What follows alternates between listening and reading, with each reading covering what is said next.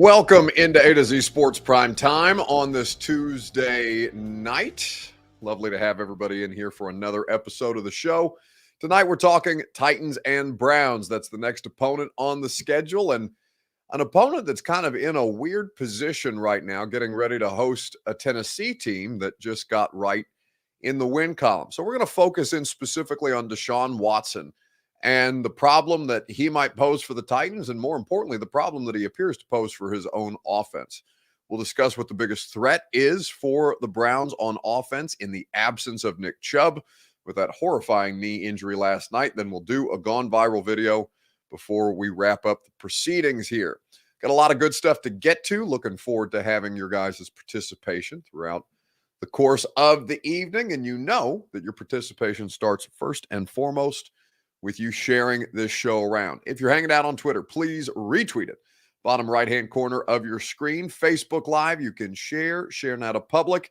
That is in the bottom left. If you're hanging out on YouTube, like William Jones or Jacqueline McLaurin, who says, "Hi, Buck, it was great seeing you on Saturday." It's always great to see all of you anytime we're out in the wild together.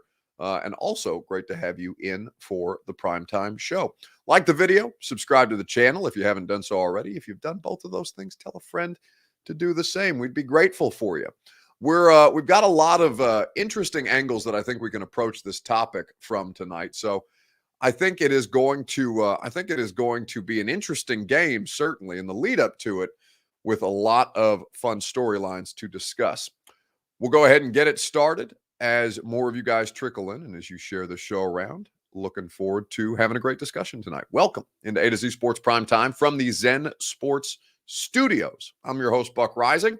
If you're new to the show, and I am proud, as always, to be presented to you by the great folks at Zen Sports, plug in that promo code ATOZTN and get unlimited 5% cash back for 15 days for your first 15 days of betting with that promo code. Unlimited cashback is a great offer that only Zen Sports does provide. The law offices of Amanda J. Gentry, wherever justice demands, practicing in Tennessee family and criminal courts in 35 counties. Amanda J. is there to protect you and your constitutional rights. And TrueMath Fitness, protect yourself, protect your health with the best workout in Middle Tennessee. Nobody is going to put you in better position to succeed with your physical fitness goals than TrueMath Fitness in the Gulch. Your first workout is free, as I mentioned, at TrueMathFitness.com. So for those of you who are asking about my posture this evening, I'm in the office. I'm sitting here with the cat. The cat is taking up more of the chair than I am tonight, which is why my posture is hurting. But I think when we talk about things that are hurting, the Cleveland Browns are hurting in a terrible way with the Deshaun Watson situation. They paid this man $230 million.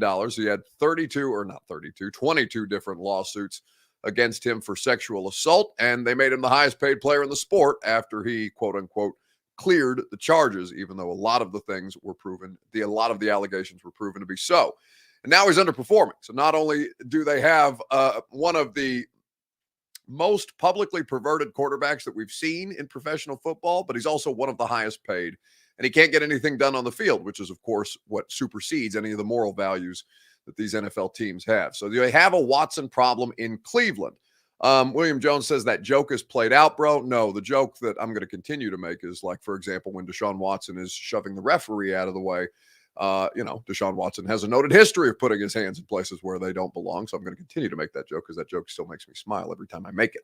But I think that when we talk about Deshaun Watson's circumstance from an on-field perspective, from a performance perspective specifically, you have to acknowledge that this dude is so rusty, even 8 games in. He played 6 games coming off that 11-game suspension in 2022. And then so far through 2 games, they're 1-1 on the season, but it's not really, their success has not been due to Deshaun Watson. In fact, the biggest reason they were unable to come back last night on Monday Night Football was because Deshaun Watson couldn't get it done. It took a defensive touchdown by the Pittsburgh Steelers for them to be able to pull that off. But I think that when you look at what they have on offense, there are still some ways that the Browns can threaten you.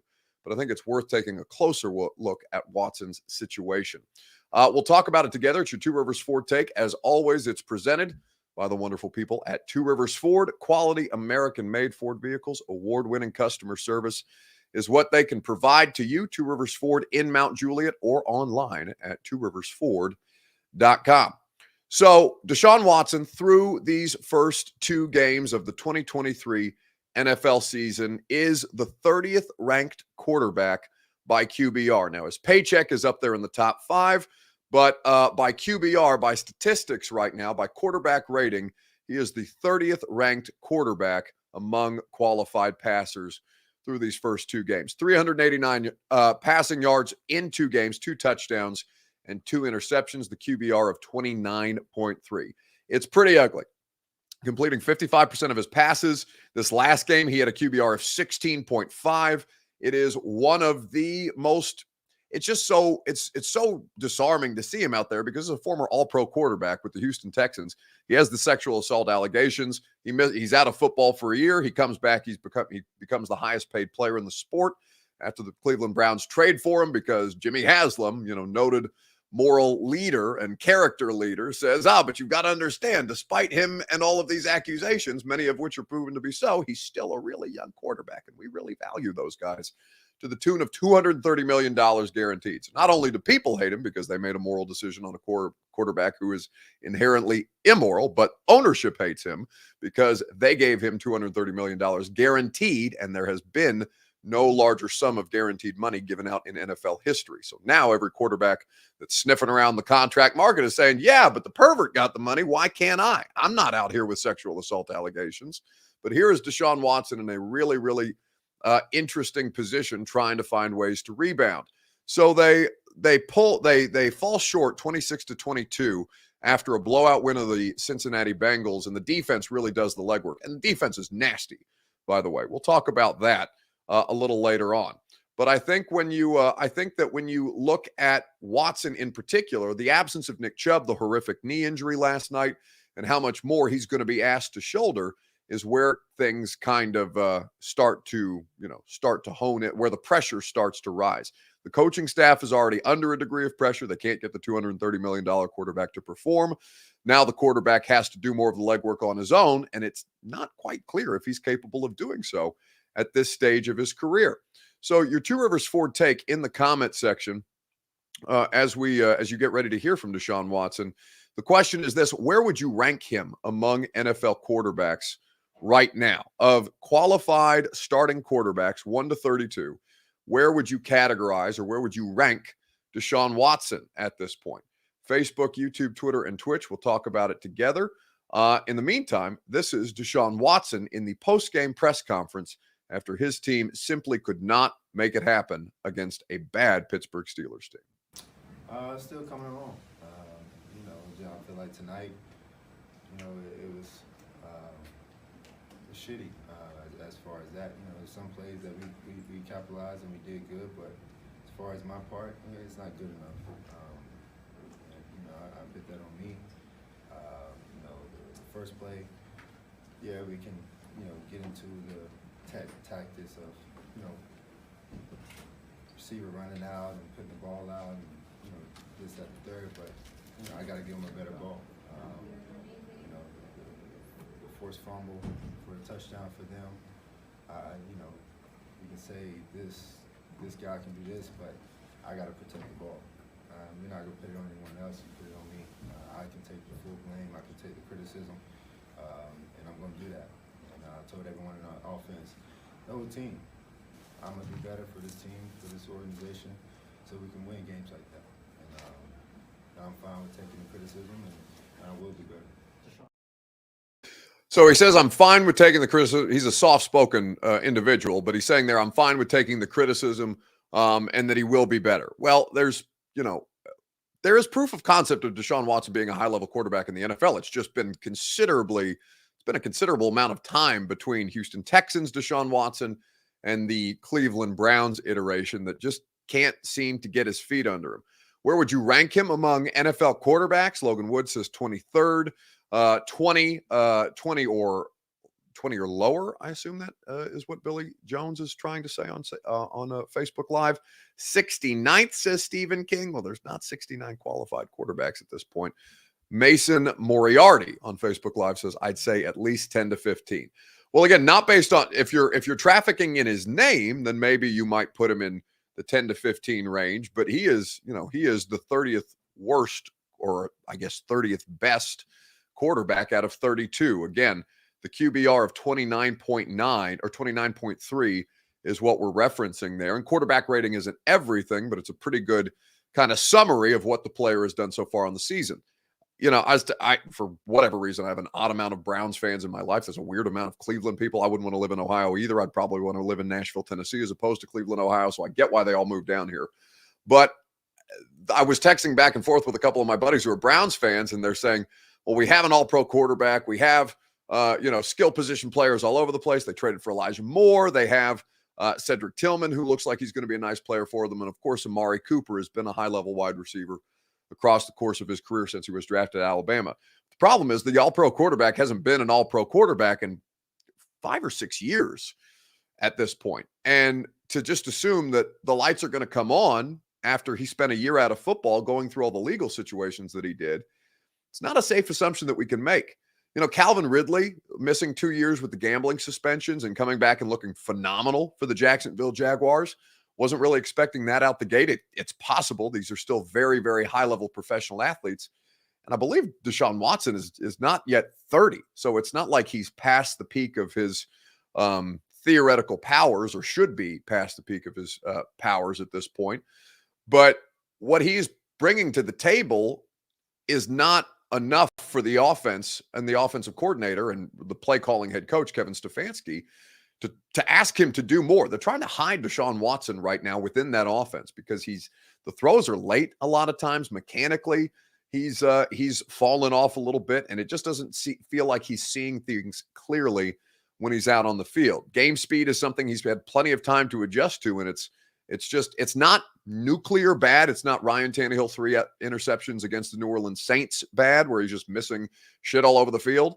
But what Watson is doing is leading to a level of inefficiency that's not allowing them to operate the full scope of their playbook. And that is really, really hindering when you've got the kind of skill position talent that the Cleveland Browns do. This is why they paid him the money, not just because he's young, but not just because it's the most important position in professional sports, but because they felt like they had the roster that was ready to go. They've got Myles Garrett. They've got a great defense. They've got all these wide receivers all over the place. Nick Chubb is probably the best running back in football prior to the injury, not named Derrick Henry. Now, Nick Chubb's out of the picture, but they've still got a stout offensive line, and the quarterback just can't figure things out. So, where would you rank him? I'd rank him 30th probably, right where his QBR says he should be ranked. And that, for the Browns right now, is a legitimate problem. Now, for the Titans, it plays into their hands, and we'll talk about that here in just a second, obviously, given that is the next opponent that the Tennessee Titans will travel to face. We'll get into that right after I remind you that the Primetime Show is presented by True Math Fitness in the Gulch. Go to TrueMathFitness.com. Your first workout is free as a Middle Tennessee resident. I dropped 58 pounds in part due to True Math Fitness. It is an awesome facility. The coaching staff is great.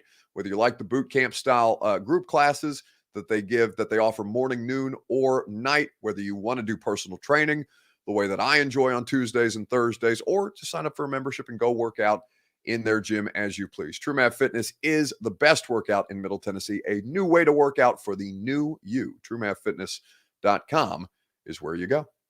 So I think that a Savage Servant says, I guess I shouldn't be surprised that you're a cat guy, not a dog guy. Yeah, definitely a cat guy. Cat guys are a lot easier with the travel schedule that I have. And you know what? The fact that they go to the bathroom on their own and I got an automatic litter box makes me even more of a cat guy. Hard leaning into the cat guy situation.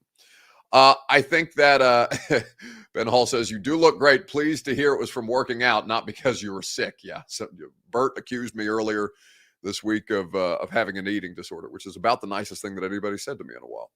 I think that as we pivot into disorders that the Tennessee Titans can cause for Deshaun Watson, the offensive line situation, not ideal. Jack Conklin done for the year, former Tennessee Titan, who they gave a big contract to. He missed he was ruled out for the season after the first game of the year. They're operationally, I know Pittsburgh is a hostile environment. They were playing on the road. Primetime game. The environment was very, very, very raucous. And obviously the defense put on a great show. but the protection for Watson has not been overwhelmingly great, even though they do have good offensive linemen in front of him. The question, of course, is can the Titans affect the quarterback to the degree that the Browns can affect the quarterback, because Myles Garrett is, a trained polar bear at this point who'd be just as happy gnawing on the back of Ryan Tannehill's neck as he would, stopping the running back in the hole. So I think that when you look at the matchup and what Watson has in front of him, front four for the Tennessee Titans is always going to be the thing that they're best at, always going to be the thing that puts them in the best position to succeed. It's the thing that makes them the most special. But with what the Titans can do to the Browns right now, they're pretty evenly matched when it comes to the defensive line. And I think for all the problems that the Titans are capable of causing Watson, the Cleveland Browns defense, coordinated by former Titans coach Jim Schwartz, is going to be able to wreak some havoc as well. Dre Wilson on YouTube. Actually, we'll read this comment here in just a second, right after I remind you that the Primetime program is made possible by the great folks at the Ashton Real Estate Group of RE/MAX Advantage. Go to GaryAshton.com. Get your dream address without the stress. The intel edge you need to succeed can be found at GaryAshton.com. So Dre Wilson asks, Buck, how do you think Garrett is going to affect the offensive line? Well, the thing about the way that Cleveland is deploying him is he's all over the place. He's rushing standing up. He's rushing with his hand in the ground. They're putting him on the inside when they feel like they have favorable matchups. They have a lot of really, really fun games that they play up front. Well, not fun for opposing quarterbacks, but Jim Schwartz, with that kind of talent at his disposal, is obviously finding ways to succeed. Now, obviously, they have health going for them right now. The secondary's pretty good. Grant Delpit, the corners are the weakness, but Grant Delpit is a safety. Not, I wouldn't say a great player, but a really solid player that works well within their defense, and they're finding good ways to get him involved. Our buddy Zach Lyons from the Football and Other F Words podcast says, I just wanted to stop into the chat and say that Deshaun Watson stinks. He's been a terrible bottom-tier quarterback since joining the Browns. I agree with both of those assessments. Also, Buck, your hair looks flat. Work on generating some volume. No, I do this so it doesn't fro. The fro is the biggest issue. The volume is the biggest issue. This is done intentionally to keep the fro flat for the time being. I think Mason Moriarty says we had to deal with Bosa, and I feel we did a pretty good job at dealing with him. Need to fine-tune the game plan. Fine-tune, but same game plan. Well, that's the thing. Like, I'm going to look up Joey Bosa's snap count, because that dude barely played in this game. So while you can, rest on your laurels if you want to with the usage rate of Joey Bosa, they were clearly and obviously, limiting him as he worked his way back from the hamstring injury. And when he was in the game, he was effective. Mack is not quite the premier pass rusher. Khalil Mack is not quite the premier pass rusher that we all associate with that name anymore. They had a good plan for them, and they were getting the ball out well in the second half. They were doing a better job of protection in the second half. And I think that Bosa on a limited snap count versus Garrett full go are two very, very different situations. The offensive line has been, I think the returns have been overall positive, even if Andre Dillard is the biggest issue probably on that side of the ball right now, the left tackle. He continues to be a low point for the unit. But I do think that Myles Garrett is going to they're going to find weaknesses. They're going to play games up front. They're going to run stunts. They're going to, if Skoronski plays, it'll give him a better chance to keep Ryan Tannehill upright. But Ryan Tannehill is going to be under some considerable pressure, because Jim Schwartz is not only going to send arguably the best pass rusher in professional football after him, but he's going to have some pretty good blitz designs schemed up as well. I think that, with all the different things that the Browns are trying to do, the question is, what is the biggest threat on the roster? So we can talk about that together. On the offensive side of the ball for the Cleveland Browns, absent the presence of Nick Chubb, who is done for the year after last night's game. We'll talk about it together right after I remind you that the Primetime Show is presented by Zen Sports. Download the Zen Sports app, plug in the promo code ATOZTN, and you will get unlimited 5% cash back in your first 15 days of wagering. It's a great value. There's no reason for you to waste your money on any other sports book but Zen Sports. Download the app today, plug in that promo code ATOZTN, and you will reap the rewards that Zen Sports has to offer, whether it's football, baseball, postseason on the horizon. You got basketball right around the corner. Zen Sports is your place to wager. Gambling problem, call the Tennessee Red Line, 1-800-889-9789. Terms and conditions do apply. Must be 21 or up in Tennessee to bet. So, biggest threat on the offense for the Cleveland Browns. No Nick Chubb. Ford, the backup running back last night, had a really, really nice effort. How sustainable that is remains to be seen. But the question is, are they going to change what they're doing offensively to feature more of these wide receivers that they spent all the draft capital and all the money trying to improve their roster upon when they've got a $230 million quarterback that, based on their play calling decisions, they don't seem to trust very much. The way they built this and knowing what Deshaun Watson looks like right now, which I can tell you in the building, they feel he looks rusty. I was going to ask you, without Nick Chubb, now the struggles of the quarterback become even more important. And through 2 games, it's about as bad as it was last year. I don't think they changed the identity of what they're going to do and what they're going to be because they just lost Chubb. I think they just are going to continue to run the ball and make it work with how they view this offense and what the strength is, and try to get Watson back up to what we've seen. But the word rusty was the way it was described to me by someone who's been around him. The Primetime Show is presented by the great people at, did we do all the ads? No, Law Offices of Amanda J. Gentry. AmandaJGentry.com is where you go for the best constitutional law expert that is out there. They have practiced in Tennessee family and criminal courts in 35 counties across this great state. AmandaJGentry.com. Most of us aren't constitutional law experts. Amanda J and her team are. Go to AmandaJGentry.com to make sure that your constitutional rights are protected. So that's Diana Rossini, our friend, formerly of ESPN, now working at The Athletic, speaking to the idea that, based on her conversations with sources in the Cleveland Browns organization, they're not planning on changing the offense very much. And, that's surprising to me. At some point, you would think that the Browns might want the quarterback to earn the paycheck, the sizable paycheck that they have bestowed upon him. But if the plan right now is to run the holy hell out of the football, then perhaps they've got the personnel to do it. Maybe he doesn't have to be much better than he is. But the problem is he's not getting better, or at least he hasn't gotten better over the course of a sample size of 8 games. And that for them is a really, really difficult issue to overcome. It is worth noting that Kareem Hunt reportedly did make a visit to Cleveland today. I did not see any news reported. I do not see any news reported specifically around a contract for Kareem Hunt, though I do think that is a signing that would make the most sense. It just depends on how much they value Ford as the backup, and how much more they feel like they need to spend on a vested veteran running back who's going to cost more money. Obviously still out on the marketplace for a reason, because he wants more money than NFL teams are willing to pay for him.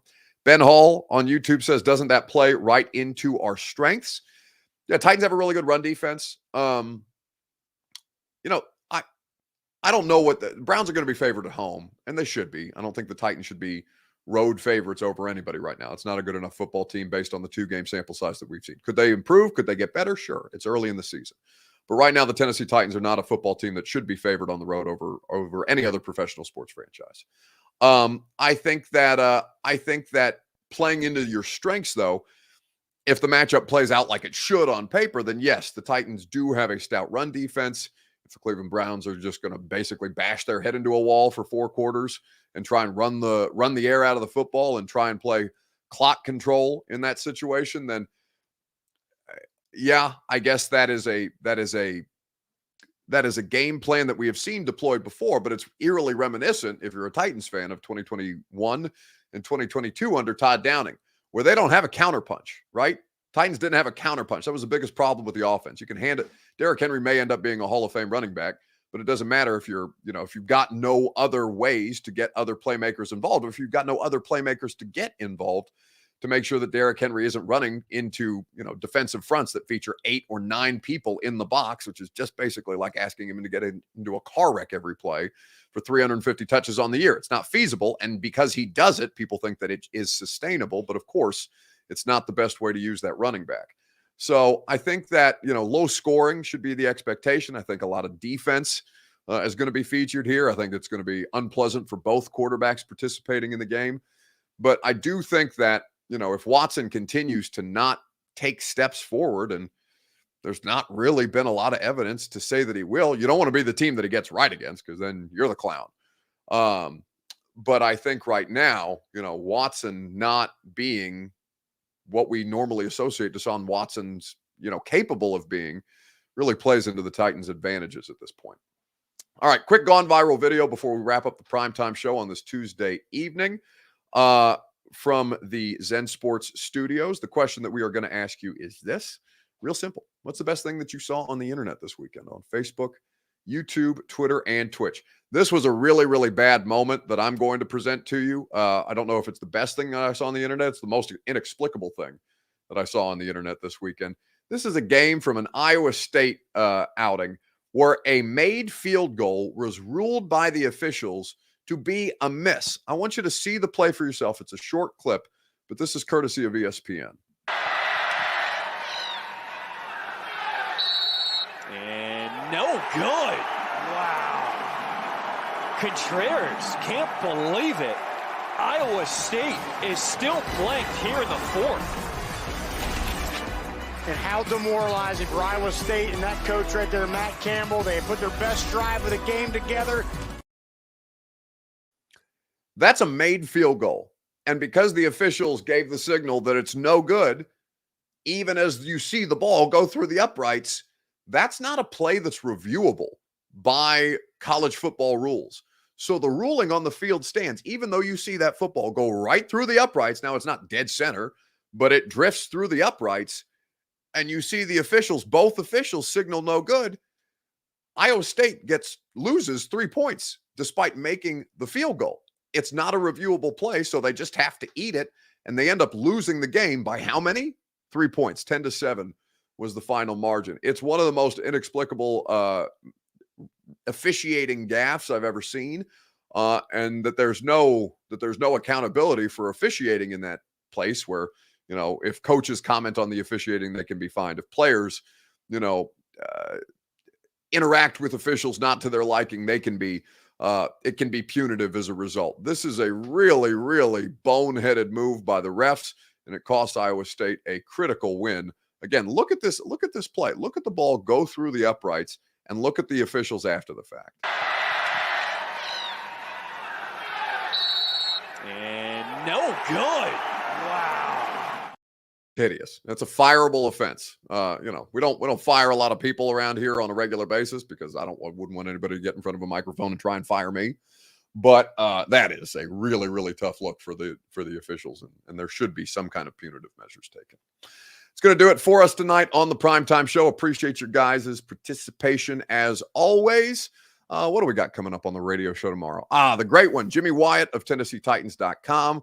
We'll do the dumbest thing in sports at 11 o'clock, and you will hear from Mike Vrabel and Ryan Tannehill at 12:20. Now, I will say this. We get a Titans player on the radio show every week, and I don't want to put any additional pressure on the organization that I already have berating them with texts in the last 24 hours. But I did make the first request of the year for Ryan Tannehill to be on the radio show. Whether that happens or not remains to be seen. But we will find out Thursday whether that actually comes to pass. And I think it'd be a good opportunity for Ryan to have to do some good PR out there with people.